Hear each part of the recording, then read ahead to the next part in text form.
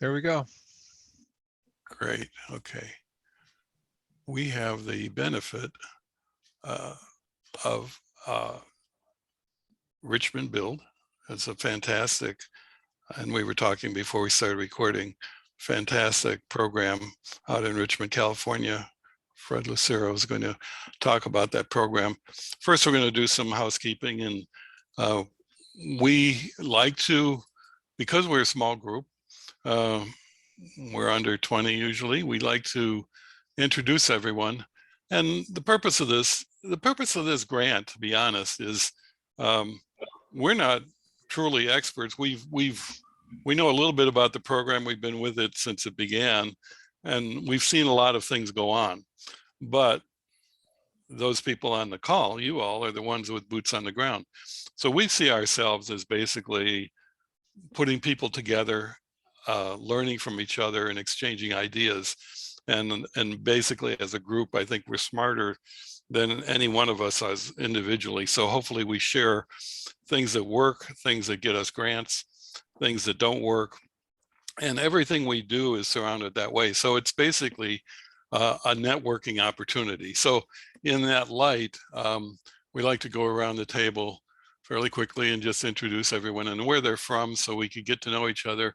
And as Steve says, we're going to be doing some in-face, person-to-person meetings as the year goes on. So we'll get to know, put the face together with the name. So I'm just going to go left to right on my screen, which may be different from yours. So Steve, why don't you start out? Sure. Thanks, Mike. Hi, everyone. Steve Fenton here. I work with Mike, HMTRI. He and I have worked together for, I don't know, too many years to count, probably 25 or so, but good to see everyone. And I'm Mike. I'm the facilitator of these things, and I'm with also HMTRI. Fred, do you want to introduce yourself? Hi, greetings from California. Fred Lucero, City of Richmond, and I manage Richmond Build and Richmond Youth Build. We'll be hearing from him in a little bit. Michael? Good afternoon. I'm Michael Long. I'm out of Kansas City, Missouri with the Full Employment Council. It's about our third year with the EPA grant. Fantastic. Deanna? Good afternoon, everyone. I'm Diana Napier with the Workplace here in Bridgeport, Connecticut. Great. And Abby? Hey everyone, my name is Abby. I'm with the Employment Institute in McKeesport, Pennsylvania, and we are starting our third EPA grant. Hugo? Hi, everybody. My name is Hugo Prieto, working with the Energy Coordinated Agency. And this is the second time that we are doing the environmental training here, learning a lot for the grant, for the acreage system, and fixing every time a little bit, improving. So, Hey, Nolan? Hi, Nolan Curtis. I've been working with Mike and Steve, I guess about 25 years or more. I'm retired as a DOE contractor mostly, and I've done a lot of workforce development, some job training, economic development, environmental justice. Hey, Mac? Good afternoon, everyone. I'm Mac Alabed. I'm from Southwest Economic Solutions here in Detroit, Michigan. And this is our first grant with EPA. Fantastic. Bruce?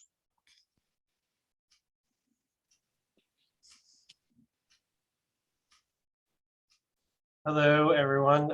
Bruce Mendelson, Resource Development Coordinator, Mass Hire Central Region Workforce Board in the great city of Worcester, Massachusetts, in the excellent Commonwealth of Massachusetts, home of the world champion Boston Red Sox. And I don't talk funny. First time grantee and longtime Zoom aficionado. We're going to hear back from Bruce. He's got lots of good ideas and experience.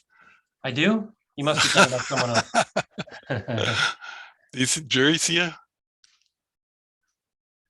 Derica. Hi, I'm Derica. Derica Newton from East Point, Georgia. We're a municipality right outside of Atlanta. As long as I'm butchering names, Jacoy Porter?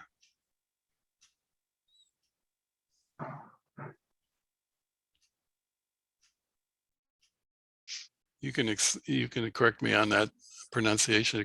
Jacoy Porter.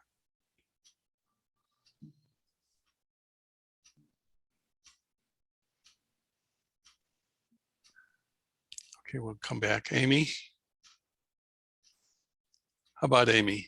Hello, my name is Amy Penny. I am in Anchorage, Alaska, and with the Alaska Forum. And I don't know what number your grant we're on, but I know we are starting a new one this year. They do great work. Rita, how are you? Hi, I'm Rita Ware. I'm the regional coordinator for Region 6. And right now, we're looking for people who are interested in a TBA or a TA. Because we have so much money, we want to include it in job training grants. Could you explain those acronyms for us? TBA is Targeted Brownfield Assessments. It's a non-competitive, you just fill out a form and tell us what you want it for and let us know. But this is only for Region 6. That's Texas, New Mexico, Oklahoma, Arkansas, and Louisiana. You could probably check with your region to see if they're giving money for TBAs. TA is technical assistance, and that's like you look around and you say, oh man, we could make this better. We could get more money into the community. Once again, fill out a form and send it to me, and we'll do what we can to get you the technical assistance you need to investigate a project that you want.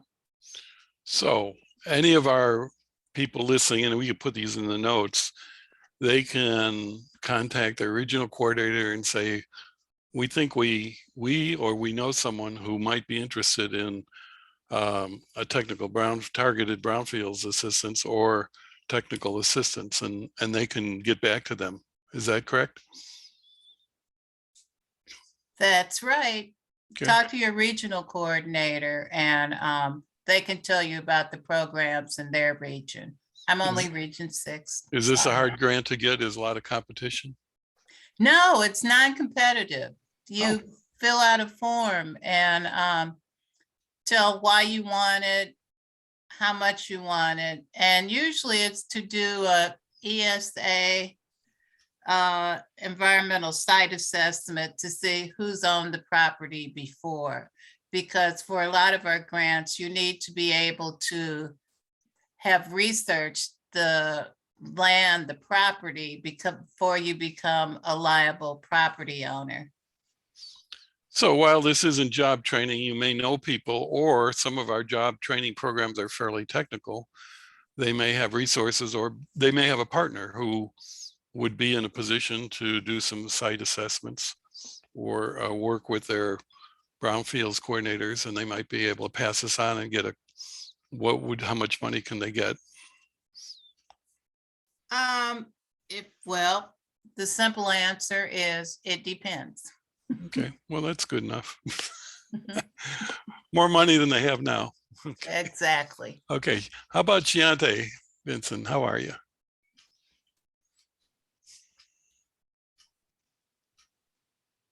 You know, that always happens to me. Hi, good afternoon.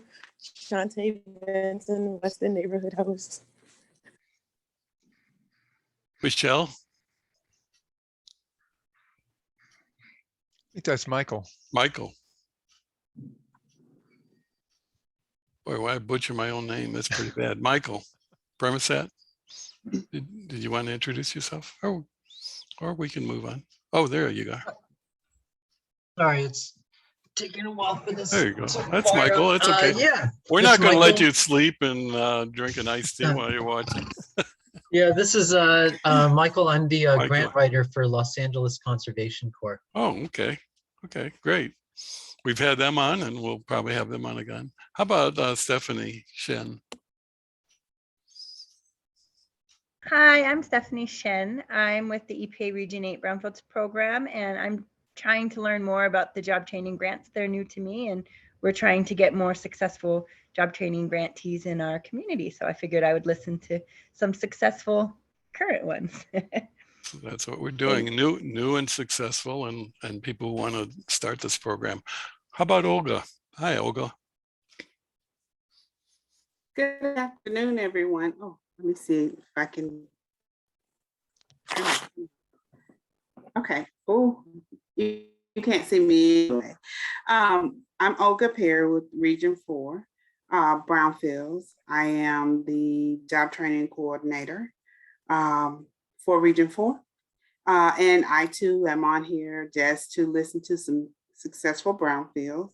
And thank you, Rita, for explaining the programs that all regions offer. So for Region 4, if you know someone who's interested in a TBA or TA, please contact Cindy Nolan. And if you're in Region 4, this is the person to contact. We'll be talking about that later too. Whether you got a grant, whether you didn't get a grant and need a review of your application, or if you're interested in starting a grant, Olga's the person in Region 4 to contact. We have all this in the notes. So Shan Robertson.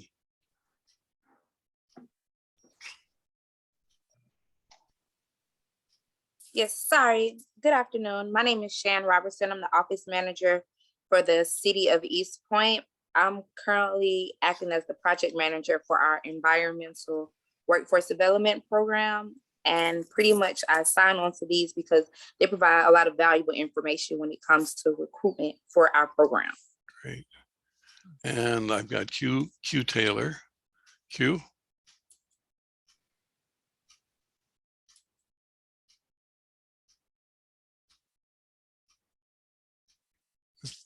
Ms. Taylor? Okay, Mike, there's a comment there. He says, I'm sorry. He's having trouble with his microphone, but it's Quinn Taylor with Pulaski County, Arkansas. Okay. And excited to learn more about job training grants. So great. Welcome, Quinn. We're always looking for job trainers in Arkansas. Fantastic. Hey, Ken, you came on the call. Good to see you. You want to introduce yourself? Hey, good evening. My name is Ken Alexander. I'm the Director of Training and Operations in Indianapolis, Indiana, at a company called Recycle Force. We're a social enterprise, which is a nonprofit and a business combined. So glad to be a part of the discussion today here, or the presentation. Thank you, everybody. Thank you. Who did we miss? Anyone? Okay. I love this program because it's so diverse. It's not only diverse in the people we serve, it's very diverse that way in terms of environmental justice, environmental equity, very diverse, but it's also very diverse in the types of grant recipients we have. Ken has a social enterprise. We've talked about that in the past, and we'll be talking about it in the future. We've got social services like Abby's program at Alberley, where they provide all sorts of social services. Some are religious organizations like St. Nick's, and some are community organizations and social services. We've got government affiliated agencies that are WIBs or they're government oriented. We've got standalone that are just strictly applying for this grant. It might be a tribe, it might be just a standalone nonprofit. And we have nonprofits that are linked to larger nonprofits, which are fantastic also. And we're going to hear about one of those today from Fred. So we've got a diversity, and no one is right and no one is wrong. They're all great, and it all depends on your proposal. So what we've been doing in this cycle is we've been trying to talk to different types of successful grantees who have different models to give you an idea. And those of you who are thinking of developing a program may want to look at these different models and select the type that you think would work in your community. So that's the purpose of this cycle. When we move forward towards the grant application, we'll be moving into working on our proposals to get re-upped, get more money, get extended, whatever. So at this point, we turn it over to Steve to see if there's some things that we don't know from Washington that we would like to inform you about. Steve? All right, thanks, Mike. Well, a couple of workshops to tell you about that have come on to our radar screen recently. One is called the Equitable Brownfields Redevelopment Program, and it's going to be April 5th, 11:30 a.m. to 2:30 p.m. Eastern. And basically it's being put on by the National Brownfields Coalition, and they're going to be engaging a virtual event addressing how practitioners can center equity in their work and develop strategies for inclusive brownfields redevelopment. Their speakers will provide insights from the field on a wide range of environmental justice and equity issues related to brownfields cleanup and reuse policy and practices, and share actionable strategies to advance equity in brownfields processes and outcomes. I'll put a link down in the chat that you can access here in a little bit, and this will also be in the notes that you'll get at the end of the week. Another one, we've mentioned these before, but there's another National Environmental Justice Community Engagement Call that's coming up, and the next one is April 19th at 2 p.m. And the purpose of these calls is to inform communities about EPA's environmental justice work and enhances opportunities to maintain an open dialogue with environmental justice advocates. Mike and I have participated in these, and they have a lot of really good information, and they're valuable. So we'll also provide you with that login. They're basically free, and I think both are Zoom. Yeah, both of these are Zoom. Then Brownfields 2022, just to mention that again, August 16th through 19th, Oklahoma City. Its registration is going to be open here in April, which is right around the corner. So just wanted to give you a heads up on that. And then we have a couple of HMTRI events. We have our mid-year virtual networking workshop, which is May 4th. You'll be getting a registration for that probably in the next week or so. Looking forward to that. The last one we held in November had good attendance, and it was we thought it was pretty fantastic. And then the 2022 annual all grantee meeting is projected right now to be an in-person event in Alexandria, Virginia, October 11th through the 14th. So keep that on your calendar. And then from time to time, there's questions or things that come up. One question that came up was from someone who said they were in a year 3 of their job training grant and were not successful in the FY22 competition, and basically asked for suggestions. And although there were 19 grants awarded this year, that's down a little bit from previous year. The good news is it looks like FY23 brings a dramatic increase in funds available. And so we're encouraging all unfunded FY20 grantees to keep their program together and reapply for FY23 competition. And there'll be more information in the PLC notes about that, but this is a really good opportunity now to reapply. And then also for some that have gone through the year and haven't spent all of their funds so far, if you have if you haven't spent all of your budgeted funds, you might want to start thinking about checking in with your regional coordinator about no-cost extensions. You know, better to do that sooner rather than later. So if you're, depending on where you're at with your expenditures, that's something that just kind of is a heads up. So that's all I have, Mike, unless you want me to share a poll. Why don't we try that poll and see Okay. how it'll work? All right, we're going to launch a poll. This is early, and I know you may not know if you're going to brownfields or if you budgeted for it, but just at this point in time, we wanted to see if any of you have strong feelings. If you're you might be attending brownfields. That's in August. You know, it's this year from 16th to the 19th in Oklahoma City. And there is a small fee for nonprofits, and of course you have to pay your own expenses. But maybe we could fill out this poll, and just at this point, if any of you have strong feelings one way or another, why don't we fill it out and submit it to Steve? All right, we've got, looks like 14 responses already. 16, yeah, it looks, people are responding. We appreciate it. We just wanted to kind of, get a sense of what people were thinking. What does it look like? Okay, let's see. I'm going to end poll. Now I'm going to share results. There you go. It looks like Oh, okay.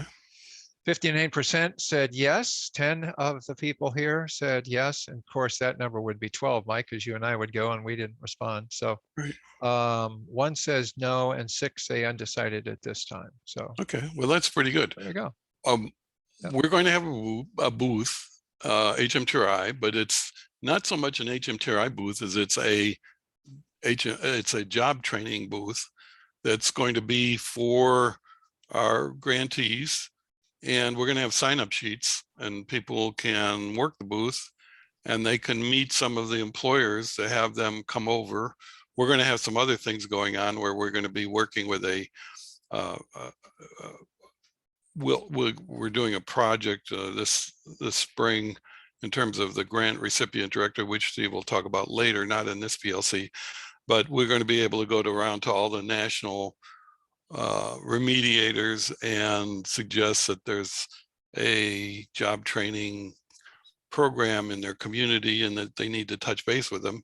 And then of course, if they want, they could set up a schedule where they could come over to the booth and work that. But so as we get closer, we'll talk about that and we'll have your materials and you have a chance to talk to some employers and they come over to the booth. It'll be right near the EPA booth. So we'll do that. I did suggest earlier, we had one other question about a tribal community who wants to apply out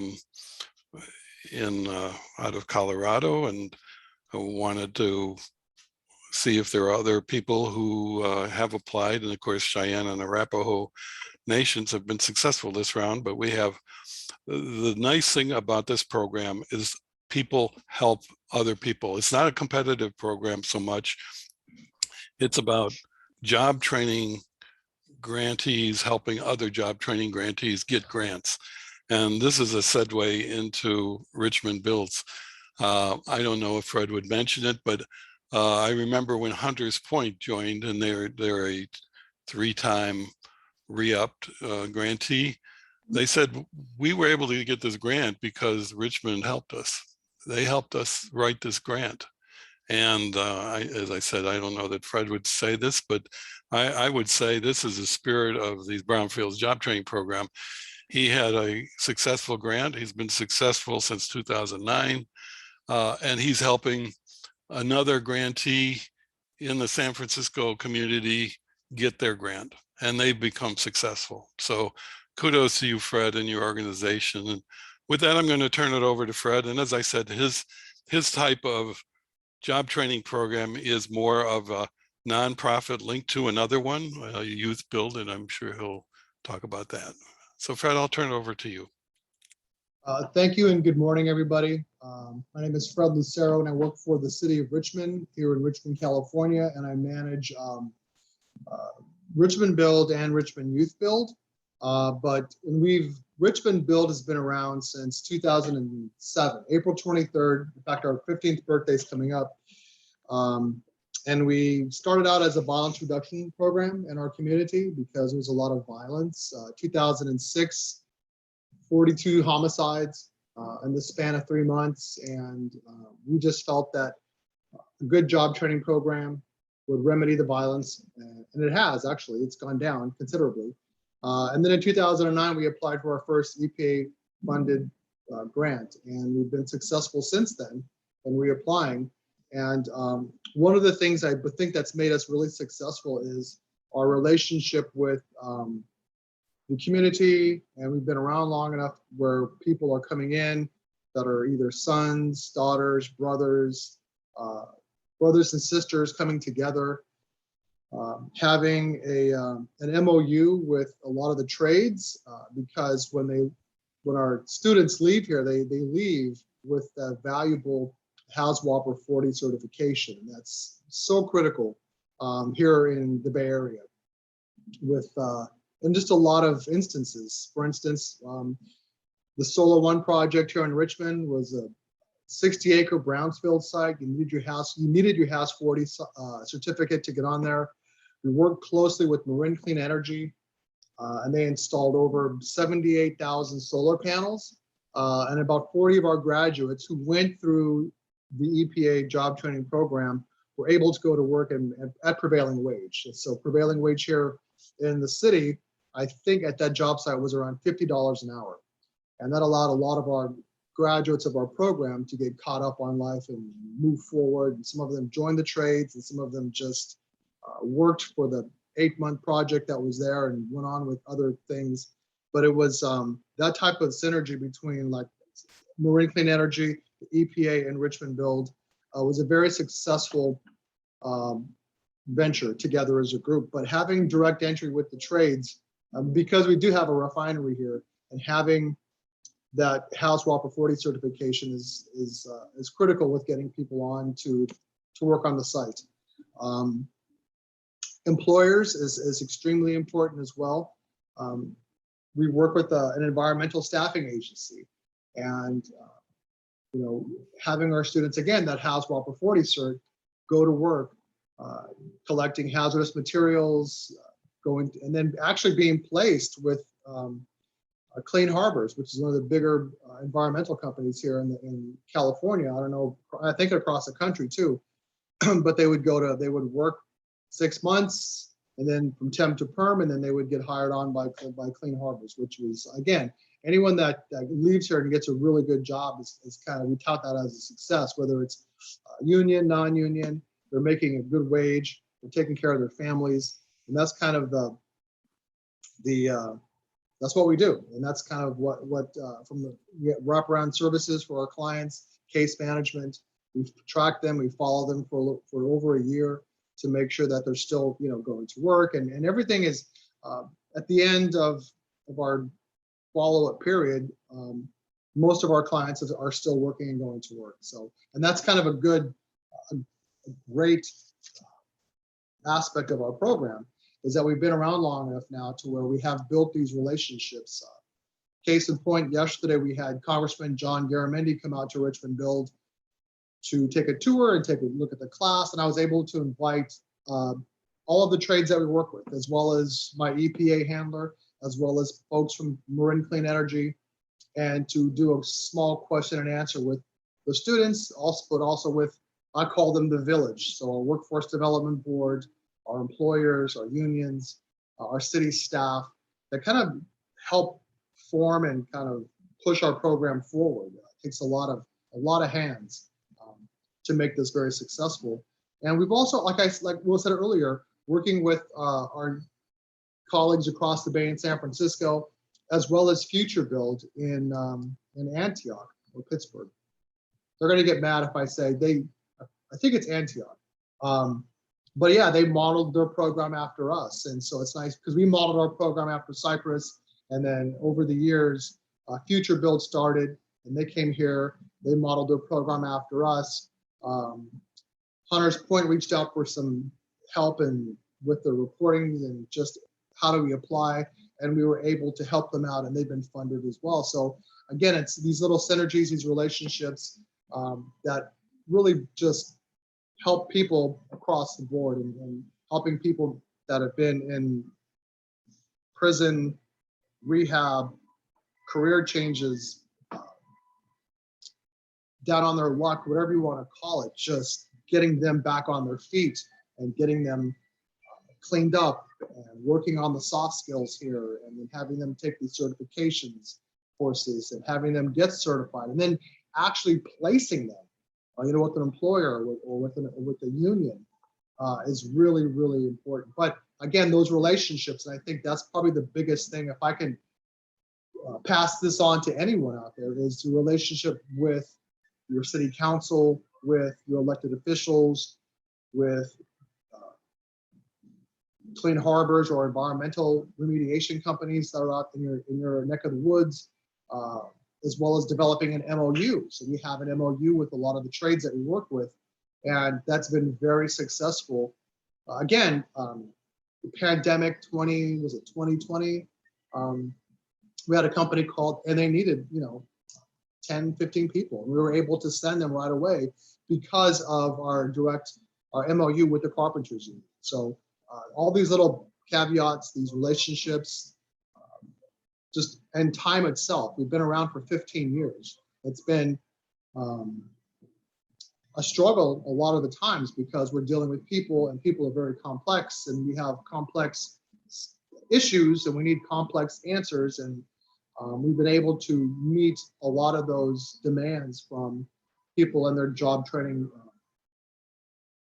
and just making sure that they get trained, they have a fantastic, outstanding case manager, holding them accountable, and then placing them, and it's been very successful.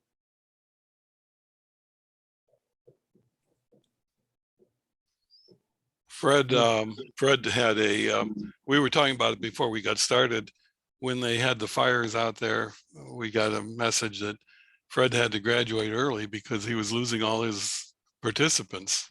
And could you tell us about that? Did they have HAZWOPER before they were had to leave? Yes, so they had that particular cohort was the only cohort that we haven't had we typically have a graduation 3 times a year. That particular cohort didn't have one because employers had come to us and said, and the fires in Santa Rosa were just devastating. There was entire neighborhoods were completely wiped out. It was just devastating. And they needed, employers needed people with HAZWOPER 40 certifications to go onto these lots, because that's what they were after the fire swept through them, and help clean them up and find gas tanks and just whatever was burned, whatever was left that was deemed toxic had to be cleaned up.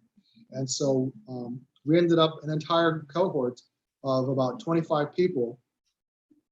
80% of those folks went to work in the North Bay, clean up the North Bay fires. And we've also had like oil spills off the coast of Santa Barbara, where because of the HAZWOPER 40 certification and working with these employers that were deemed to go clean them up, they would pull our graduates from our program and we're able to go to work. So it's a kind of a win-win when you come to a program, 12 weeks later, you leave with very valuable certifications, and the opportunities are pretty much endless if you really focus on going to work. Well, it's interesting. In your case, it's fires in a refinery and oil spills, but this goes across the country. If you're in Louisiana today, we had tornadoes impact refineries or chemical plants in the Midwest. Tornadoes come through, or more often than not, a rail car will get railed that's full of ammonia. Or in the Northeast, you have the same issues with spills. So it's important that you have those connections that you have, Fred, that a lot of grantees have not been able to establish those MOUs, which you've been able to do. What's interesting, could you tell us a little bit?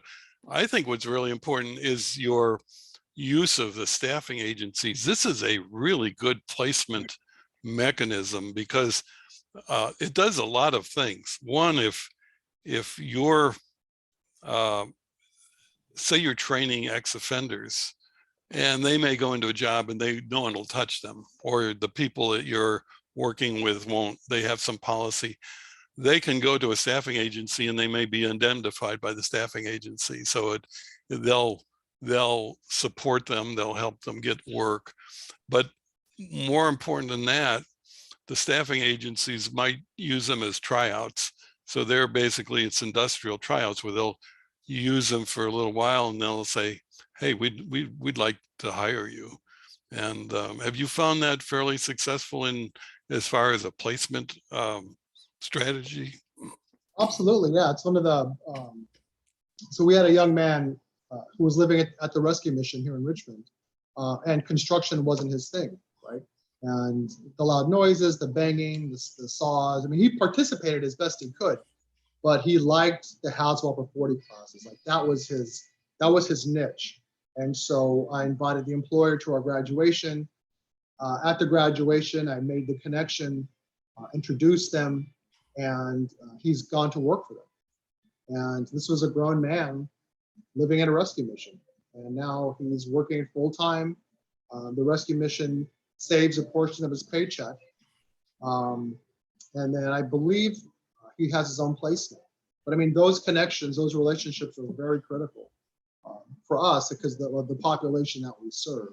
And we want to make sure everybody has somewhere to go and providing opportunity. That's all we can do is just open the door a little bit and provide their opportunity.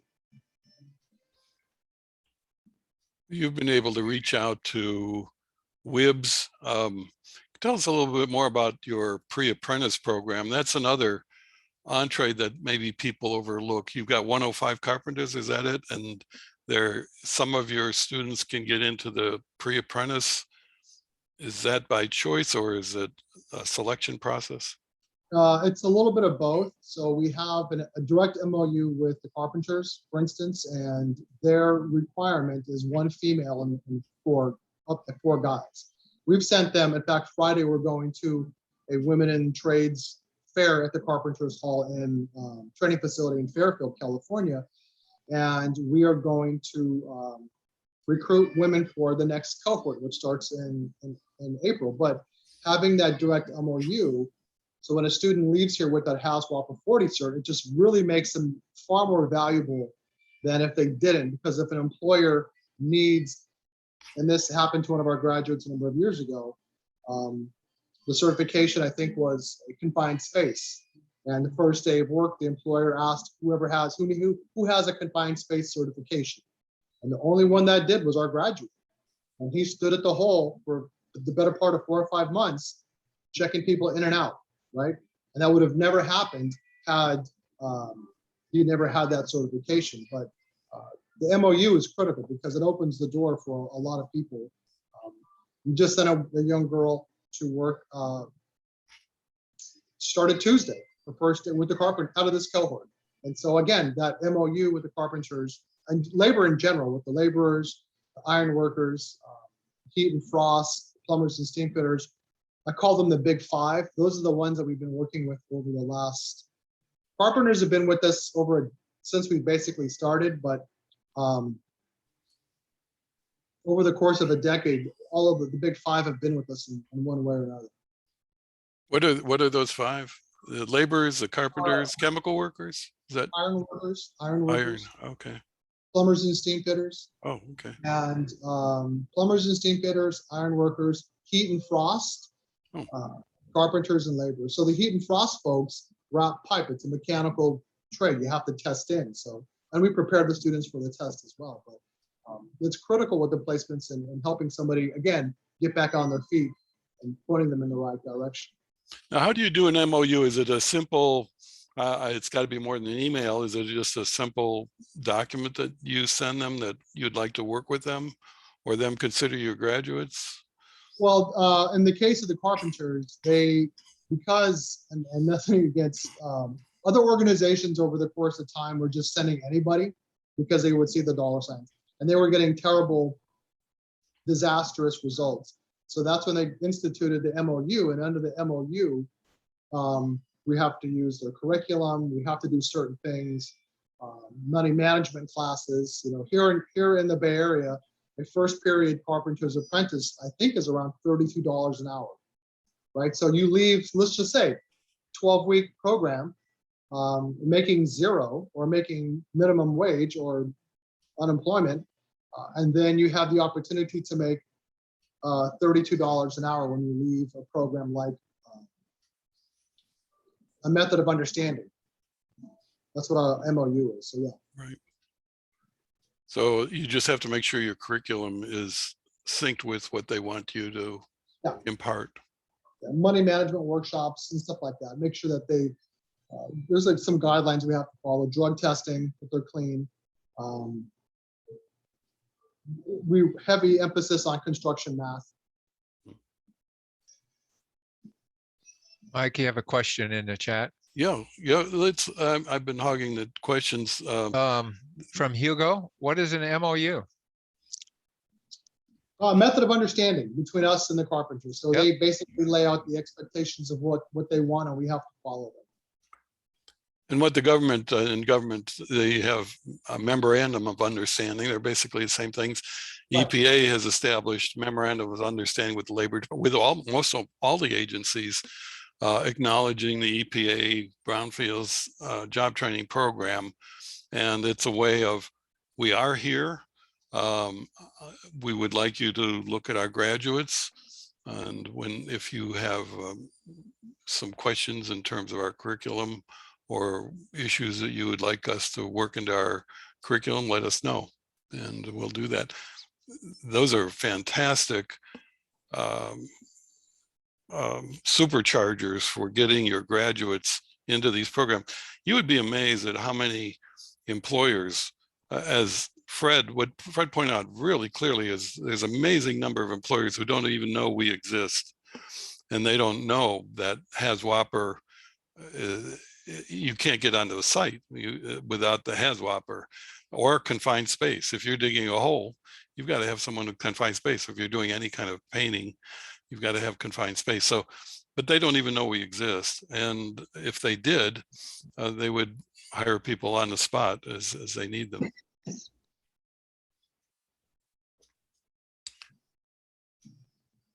Any questions while we have Fred here?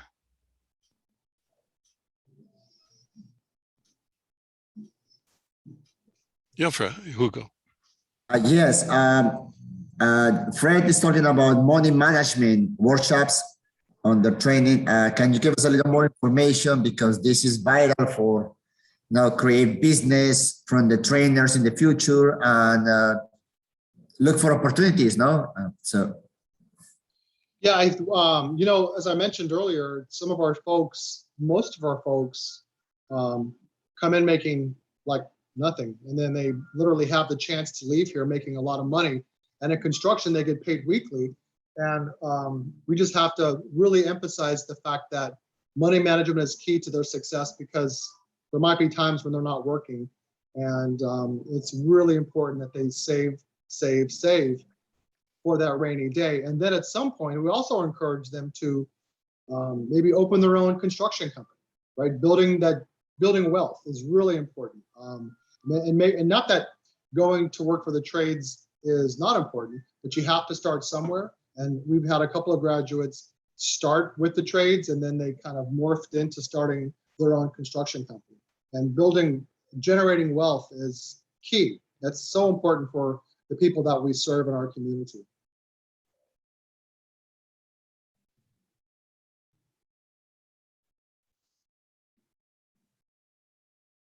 Yeah, thank you for that feedback. We have experienced in situations, people come here, they don't have a knowledge of how to manage their money, and when we talk to them as trainers, we had to guide them a little bit what to do, what will be the first step, saving a little bit. If you are being a contractor, save money for taxes, because that's important. It's a big part of the being legal, and what is the importance of having certifications, based on the job per hour salary or whatever, so it's a lot of information that is very important. Absolutely.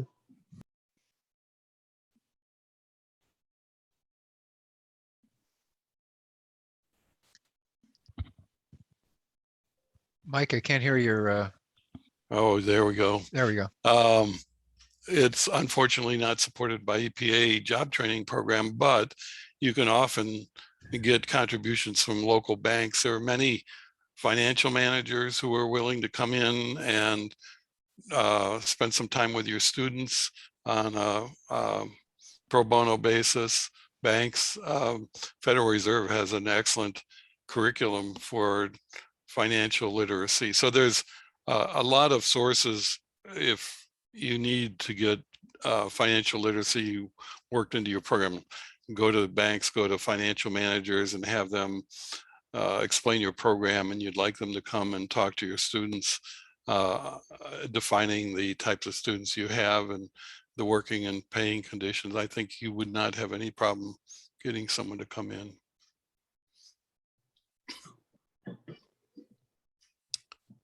Any other questions? If anyone comes up with a question, feel free to break in. I'm going to put these in the notes, but we were going to talk about successful, unsuccessful, and people who are interested in applying for new grants. I'm going to do real quick, but they will be in the notes. And if you're not getting notes in the chat box, my email address, or if you know someone who wants to get notes and reminders of the PLCs, just respond, send me your contact information, and we'll make sure that you're on all of these listservs so that you are up to date on what's happening with the EPA and the PLC. If you were a successful candidate, and this will be in detail in the notes, you want to get your act together internally before you go too far. You're going to be getting a package from the regional coordinators, a grants package with all the instructions you need.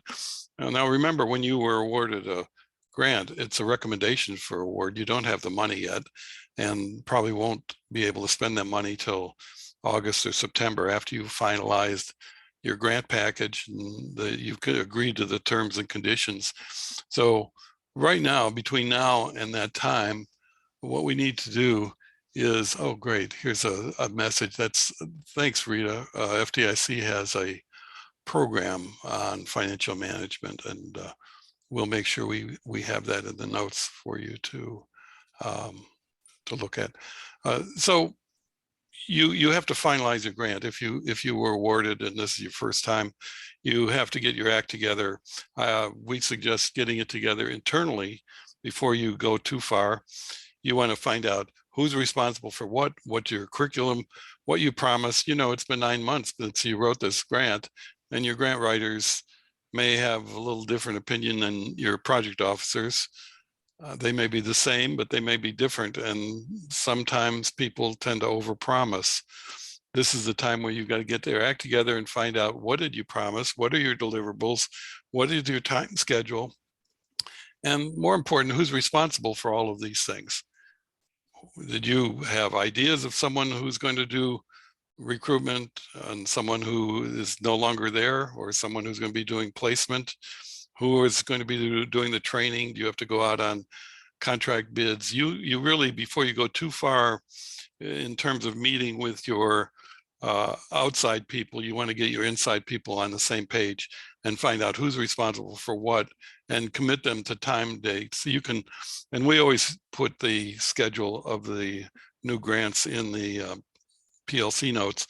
But come September, it's going to be time to start, actually rubber meets the road, and start organizing your classes, and all of these things come into play. And you want to, way before that, have everyone's due dates, commitments, promises. This type of program is not set up necessarily for a lot of full-time people, so you're using people part-time. So while they were committed early when this grant was written, that may or may not be the case now. So you have to refresh all of those things. You also, at that point, of course, you want to meet with your principals, as whether it's a chancellor or your director of your organization, and review this. They may be in with these commitment meetings to decide who's going to do what and when, and that their time is going to be freed up for this effort and how they're going to get paid. Then you're also going to want to go to your partners. You're going to want to go to particularly your partners who promised you things. You want to, a lot of people promise things, and now again, when the rubber meets the road, when we're talking about financial literacy, and you've got a financial planner who would say, sure, I'd love to do it. Well, once you give them your training schedule, you don't want them to say, oh, I'm going to be out of town that week, or I can't do it. So you really have to go to your partners, your leverage partners. If you've got someone who's going to provide you lunch every day, you want to make sure that they're informed and they know that this is what they're going to be doing, and this is the schedule. This is why you want to do your internal meetings early, to try to lay out your schedule of training, schedule of graduation, the best you can before we get too far into this. If you're working with ex-offenders and you're going to be having parole officers come and health people coming, you want to get that commitment again, they may not know that you got the grant. Once you were announced, people might say, we got it, but they may be reluctant or have not spread the word yet. So the second level of information, and it's not only a courtesy, it's a requirement or a necessary to inform them we got it, and I hope you're going to provide or exceed the things that you're working with us for. And it's a great time to start working on your MOUs, as we just discussed a little while ago. Start setting up your graduation and your employer commitments now. When you really need to have employer commitments before you graduate, before you start recruiting. You want to find out what types of people, what kind of curriculum they're going to need, and you may have to adjust your curriculum. Again, if you're doing an MOU and or a pre-apprentice program and they say, well, we'll hire all these people, but I want this in the curriculum, you've got to make sure that's, try to get that into the work plan, or you may have to fund it without EPA resources. So all of those things you want to start meeting now to get that work plan, pretty much have your path laid out for the whole program. And of course, at some point here, you're going to be talking to your regional coordinator. As I said, if you've got your act together on these early things, you can speak intelligently to your regional coordinator if they've got questions. You want to reserve that meeting for questions that come up in your internal meetings. For example, is this an allowable expense? You might have other questions about courses you may be providing. Save those for your regional coordinator meeting, and you want to get to know them. We're going to have at our May 4th virtual meeting an opportunity to break out with your regional coordinators, and there'll be a great time to ask these questions. Is this allowable cost? Is this an allowable curriculum that we're planning on training? It might be a little iffy or you're not sure. It's a great time to get that set up with your regional coordinator. Then, of course, as you go on and your program is now starting to solidify and your work plan is, then it's time to start meeting with the public and let them know you've got this grant. You don't want to build expectations too early. Again, you're going to start recruiting, though, perhaps in September. Some people start a little earlier than that, but you're going to start building your public awareness, and you're going to want to meet with your community after you're pretty well set on your program and you've got it, your work plan pretty well set, and you've got to decide what types of people you're going to recruit, what your recruitment requirements are going to be, how you're going to be screening them, your curriculum, what they can expect. And this is when you go out to the community, the people that you were talking to early when you're doing your community assessments, and you're going to be working with them to spread the word, because particularly for the younger grantees, the biggest problem that young grantees or new grantees especially have is there isn't a rush of people into your program, and they start to panic. Uh-oh, we're not getting a lot of people, and they start taking people, and I got to word this properly, the most deserving underserved population in your community. You don't want to pick everyone who applies. You're rationing seats. And it sounds a little cruel. You've got 20 seats, and if you start recruiting anyone who comes in the door, you want the 20 most successful candidates. They have to be deserving, they have to be motivated, they have to be placeable. We have grantees who people applying think, well, I've got nothing else to do, why don't I do this program? Or there might be a stipend involved, or there might be some other incentive. So they sign up and then they lose interest, and their retention rates soar and they're in trouble 6 weeks into the program.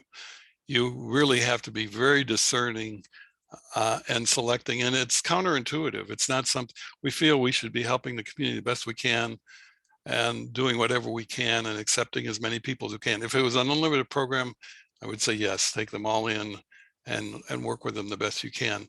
But again, we've got 20 seats, and that's going to drop to 15, and you're going to be placing those. From a selfish point of view, you're going to be evaluated on what kind of retention rates you have, what kind of placement rates you have. If it turns out if your employers or your curriculum allows you to generate people that no one will employ. You're not helping anyone, and they're just burning a lot of time up. So again, you have to go public, and you start doing this public awareness. So, and quickly, if you were not successful in this application, I would say this: it doesn't reflect on your program at all.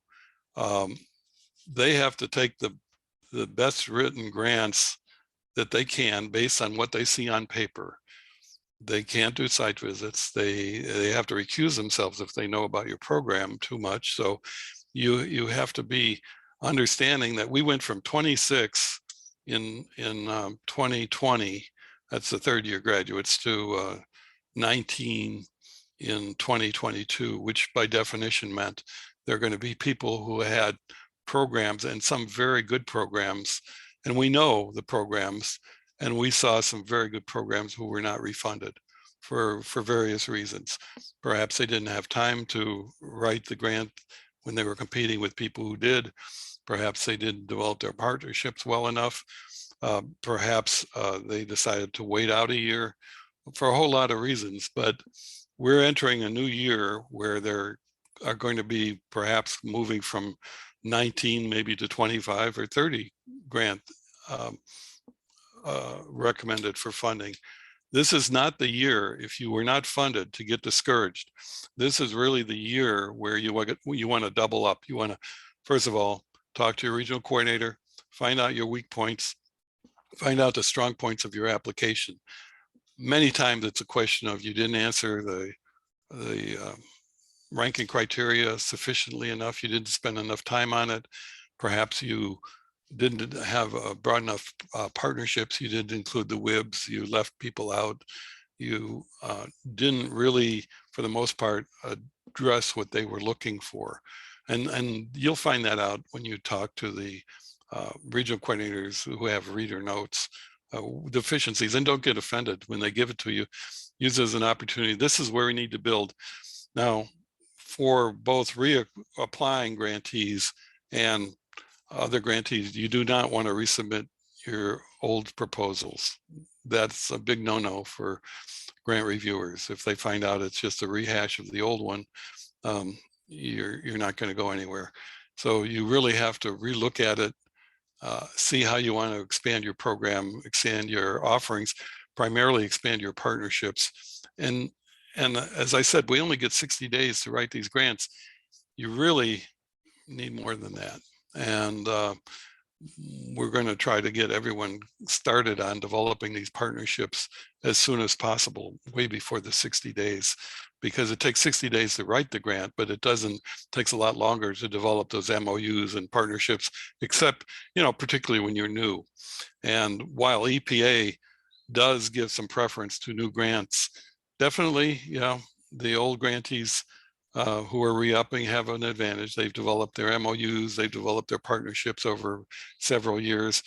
I believe sometimes they're graded more harshly, but they do give allowances to new grantees, but they're certainly not going to allow you to start a grant when you don't have sufficient number of partners or you haven't thought the grant through. So with that, we're going to wrap this up. Does anyone have any questions? We'll go into more extent in the notes, which you'll get on a Friday. But anything else that anyone would like to contribute? We're going to be talking in 2 weeks to another different type of grantee is out of Charlotte, North Carolina, Twin, and that they've got also a very interesting program. So with that, we'll see you in a couple of weeks. Any questions? Okay, great. We'll see you all in a couple of weeks. And thanks, Fred. Thank you, guys Fred. very much. Appreciate That was it. excellent. There was some great points. Oh, Bruce, you had a question. No, I don't have a question. That's just a thumbs up to Fred. Oh, yeah, congratulations. I think those are great points. And particularly a point that people forget about using the manpower services. And your relationships and MOUs are fantastic. Thanks for telling us about those.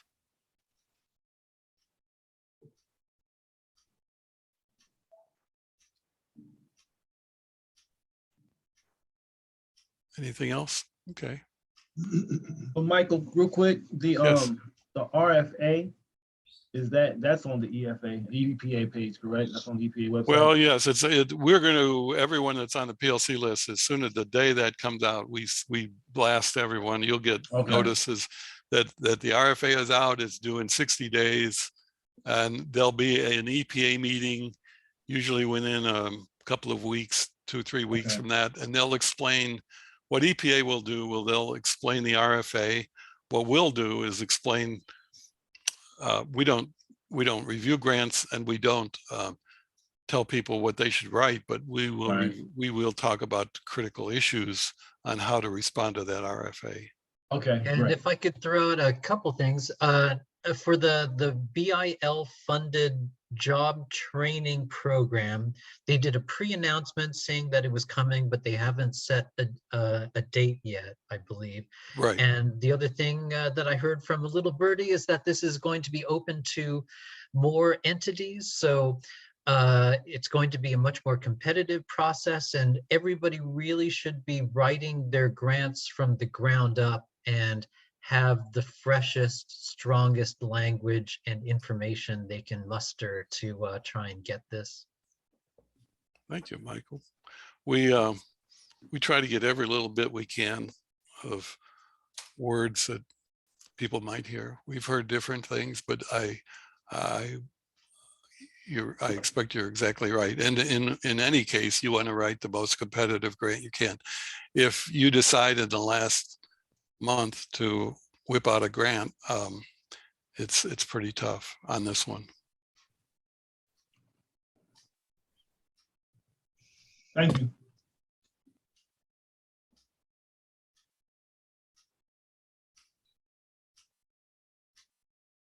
Okay, I'll stop the recording, Mike. Thank you. And we'll get these up on the website for anyone that missed it or someone you know that missed it. And you'll be getting notes on Friday.